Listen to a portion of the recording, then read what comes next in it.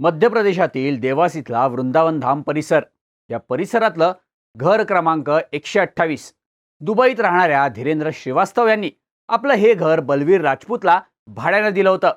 या भाडेकरूला घराच्या तळमजल्यावर बंद असलेल्या 2 खोल्याही भाड्यानं हव्या होत्या. त्यासाठी तो श्रीवास्तव यांच्याकडे सारखी मागणी करत होता. पण खोलीचा आधीचा भाडेकरू खोलीच्या चाव्या द्यायला टाळाटाळ करत होता. शेवटी गुरुवार 9 जानेवारीला श्रीवास्तव यांनी बलवीरला या 2 खोल्यांचं कुलूप तोडायला सांगितलं. बलवीरनं कुलूप तोडलं तेव्हा एका बंद खोलीत एक फ्रीज होता, तोही चालू असलेला. खोली बंद असताना, खोलीत कोणीही राहत नसताना फ्रीज चालू का ठेवलाय असा प्रश्न बलवीरला पडला. त्यानं फ्रीजचा स्विच बंद केला आणि खोलीचं दार लावून घेतलं. पण दुसऱ्या दिवशी या खोलीतून काहीतरी कुजल्यासारखा घाण वास यायला लागला. ही दुर्गंधी अख्ख्या परिसरात पसरली. त्यामुळं तिथल्या रहिवाशांना संशय आला. त्यांनी पोलिसांना बोलावलं. पोलिसांनी फ्रीजचं दार उघडल्यावर आज जे काही दिसलं त्यानं सगळ्यांनाच धक्का बसला. त्या फ्रीजमध्ये होता एका तिशीतल्या महिलेचा मृतदेह.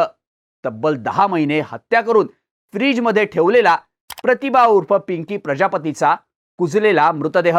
या घटनेमुळं संपूर्ण मध्य प्रदेशात एकच हाहाकार उडाला.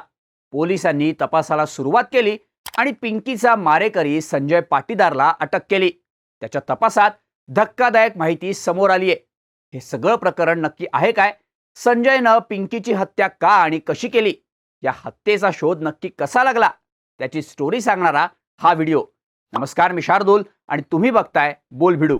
मध्य प्रदेशातल्या देवास इथला वृंदावन धाम परिसर हा तसा उच्चभ्रू लोकांची वस्ती असलेला.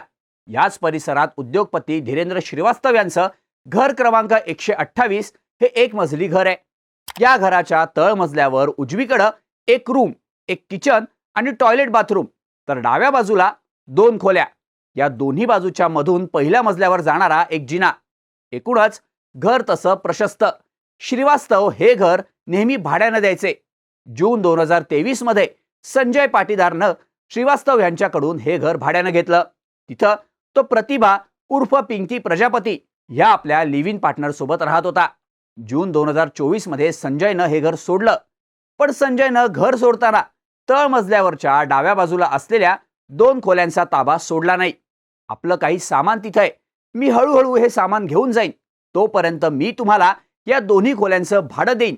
सगळं सामान घेऊन गेल्यानंतर मी तुम्हाला या खोल्यांचा ताबा देईन असं संजयनं श्रीवास्तव यांना सांगितलं होतं. श्रीवास्तव यांनीही ते मान्य केलं. जुलै 2024 मध्ये उज्जैनच्या इंगोरिया इथे राहणाऱ्या बलवीर राजपूतनं श्रीवास्तव यांच्याकडून घराच्या तळमजल्यावर उजवीकडे असलेल्या खोल्या भाड्यानं घेतल्या. संजय पाटीदारनं डाव्या बाजूच्या खोल्या रिकाम्या केल्या की मी तुला त्या खोल्यांचाही ताबा देईन असं श्रीवास्तव यांनी बलवीरला सांगितलं होतं. नंतर घर मालक धीरेंद्र श्रीवास्तव हे काही कामानिमित्त दुबईला निघून गेले. संजय अधूनमधून खोलीत यायचा आणि आपलं थोडं थोडं सामान घेऊन जायचा. असेच काही महिने गेले. पण संजय काही या दोन्ही खोल्यांचा ताबा सोडत नव्हता. तो बलवीर किंवा इतर कोणाशी बोलणंही टाळायचा. बलवीरला आपल्या पत्नी आणि 2 मुलांच्या कुटुंबासाठी घर लहान पडत असल्यामुळं घर मालक श्रीवास्तव यांच्याकडे या दोन्ही खोल्यांचा ताबा देण्यासाठी त्यानं तगादा लावला. तसंच बलवीरकडे इलेक्ट्रिकच्या मोजक्याच वस्तू असतानाही त्याला दर महिन्याला जास्त लाईट बिल येत होतं. त्याबद्दलही त्यानं श्रीवास्तव यांच्याकडे तक्रार केली होती. आता संजय कबूल केल्याप्रमाणे या खोल्यांचं भाडंही देत नव्हता आणि खोल्याही सोडत नव्हता.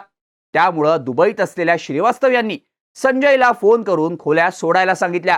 पण सुरुवातीला त्यांना उडवाउडवीची उत्तरं दिल्यानंतर संजयनं त्यांच्याशी असलेला कॉन्टॅक्टही तोडला. त्यामुळं वैतागलेल्या श्रीवास्तव यांनी जानेवारी 2025 मध्ये भाडेकरू बलवीर राजपूतला या खोल्यांचं कुलूप तोडायला सांगितलं. त्याप्रमाणे 8 जानेवारीला बलवीरनं या खोल्यांचं कुलूप तोडलं.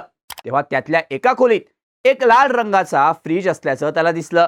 मुख्य म्हणजे हा फ्रीज लॉक केलेला होता आणि तो चालू होता. या चालू फ्रीजमुळंच आपल्याला जास्त लाईट बिल येतंय हे बलवीरच्या लक्षात आलं. संजयच्या निष्काळजीपणाला दोष देत बलवीरनं फ्रीजचा स्विच बंद केला आणि खोलीचं दार लावून घेतलं. शुक्रवारी बलवीरला या खोल्यांची साफसफाई करायची होती. त्यामुळं त्याच्या पत्नीनं शुक्रवारी या खोल्यांचं दार उघडलं. तेव्हा फ्रीज असलेल्या खोलीतून काहीतरी कुजल्याचा घाणेरडा वास येत असल्याचं तिच्या लक्षात आलं. थोड्या वेळातच फ्रीजमधली ही दुर्गंधी आजूबाजूच्या परिसरात पसरली. त्याचा इतर लोकांनाही त्रास व्हायला लागला. त्यामुळं परिसरातले लोक या घर क्रमांक 128 कडे गोळा झाले. फ्रीजमधून येणारा वास हा सडलेल्या खाद्यपदार्थांचा नसून हा काहीतरी वेगळाच प्रकार असल्याचं बलबीर आणि इतरांच्या लक्षात आलं. त्यामुळे त्यांनी याबाबत देवासमधल्या बँकनोट प्रेस पोलिसांना माहिती दिली. पोलीस वृंदावन धाम परिसरातल्या या घर क्रमांक 128 मध्ये आले. त्यांनाही हे नक्कीच वेगळं प्रकरण असल्याचा संशय आला. त्यांनी तातडीनं फ्रीजचं दार तोडलं आणि सगळ्यांनाच धक्का बसला. या फ्रीजमध्ये होता मोठ्या चादरीत गुंडाळलेला एका महिलेचा मृतदेह. मुख्य म्हणजे या महिलेच्या अंगावर कपडे आणि दागिने जसेच्या तसे होते. तिचे दोन्ही हात फोल्ड करून मानेखाली घट्ट बांधण्यात आले होते. हा प्रकार लक्षात येताच पोलिसांनी चौकशीला सुरुवात केली. तेव्हा ही महिला संजयची लिव्ह इन पार्टनर प्रतिभा उर्फ पिंकी प्रजापती असल्याचं पोलिसांच्या लक्षात आलं. शेजाऱ्यांनी पोलिसांना दिलेल्या माहितीनुसार पिंकीला मार्च 2024 नंतर कोणीही पाहिलेलं नव्हतं. मुळात संजयनं ही आपली लिव्ह इन पार्टनर आहे असं कोणालाच सांगितलेलं नव्हतं. पिंकी आणि तो पती पत्नी असल्यासारखं भासवत होते असंही पोलिसांच्या चौकशीत समोर आलंय. मार्च 2024 नंतर जेव्हा कधी कोणी संजयला त्याच्या पत्नीबद्दल विचारलं तेव्हा ती माहेरी गेल्याचं तो सांगत राहिला. त्यानंतर जून 2024 मध्ये तो घर सोडून निघून गेला अशी माहिती शेजाऱ्यांकडून पोलिसांना मिळाली आहे. या सगळ्या चौकशीनंतर संजयनं मार्च 2024 मध्येच पिंकीची हत्या केली असावी असा संशय पोलिसांना आला. त्यामुळे त्यांनी तातडीनं संजयला पकडण्यासाठी पावलं उचलली. संजय उज्जैनच्या इंगोरिया इथे असल्याचं पोलिसांना समजलं. तेव्हा पोलिसांनी त्याला पकडण्यासाठी आपली एक टीम इंगोरियाला पाठवली आणि काही तासांतच संजय पाटीदारच्या मुसक्या आवळल्या. पोलिसांनी त्याच्याकडे चौकशी केल्यानंतर संजयनं पिंकीच्या हत्येची कबुली दिली. यासोबतच त्यानं अनेक धक्कादायक खुलासेही केले. संजयचं आधीच एक लग्न झालं होतं. त्याला 2 मुलंही आहेत. उज्जैनच्या इंगोरियामध्ये त्याची पत्नी आणि दोन्ही मुलं राहतात. पण असं असतानाही गेल्या 5 वर्षांपासून तो पिंकीसोबत लिव्ह इन रिलेशनशिपमध्ये राहत होता. 5 वर्ष सगळं काही व्यवस्थित होतं. पण जानेवारी 2024 पासून पिंकीनं त्याच्याकडं लग्न करण्यासाठी तगादा लावला. आपलं आधीच एक लग्न झालेलं असल्याचं तो तिला सांगत राहिला. पण तरीही पिंकी हट्टाला पेटली होती. तिच्या ह्या हट्टाला संजय वैतागला. त्यामुळे त्यानं एक प्लॅन आखला, तो म्हणजे पिंकीला संपवण्याचा. त्यानं मार्च 2024 मध्ये राजस्थानमधला आपला मित्र विनोद दवेला घरी बोलावलं आणि त्याच्या मदतीनं पिंकीची गळा आवळून हत्या केली. कोणालाही याचा पत्ता लागू नये म्हणून या दोघांनीही पिंकीचा मृतदेह एका चादरीत बांधून तो फ्रीजमध्ये ठेवून फ्रीज लॉक केला आणि दोघंही तिथून निघून गेले. त्यानंतर संजयनं जून 2024 मध्ये आपलं हे भाड्याचं घर रिकामं केलं. पण डावीकडे असलेल्या एका खोलीत हा फ्रीज ठेवला आणि मृतदेहाचा वास येऊ नये म्हणून फ्रीज चालू ठेवला. नंतर दर 15 दिवसांनी संजय हा मृतदेह तपासण्यासाठी खोलीत यायचा. यावेळी तो जो समोर येईल त्याच्याशी जास्त बोलायचा नाही.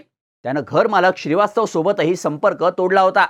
पण बलवीरनं खोली घेण्यासाठी कुलूप तोडलं, फ्रीज बंद केला आणि संजयचं बिंग फुटलं. दरम्यान पोलिसांनी त्याच्यावर हत्येचा गुन्हा दाखल करून त्याची चौकशी सुरू केली आहे. आरोपी संजयचा साथीदार विनोद दवेला राजस्थानच्या टोंक पोलिसांनी एका गुन्ह्याच्या प्रकरणात डिसेंबरमध्ये अटक केली होती. तो सध्या राजस्थानच्या तुरुंगात आहे.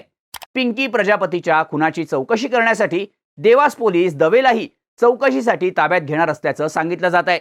दरम्यान पिंकीच्या कुटुंबियांची अद्याप कोणतीही माहिती पोलिसांना मिळालेली नाही. याचबरोबर आरोपी संजयची इतरही अनेक बाजूनं चौकशी केली जाते.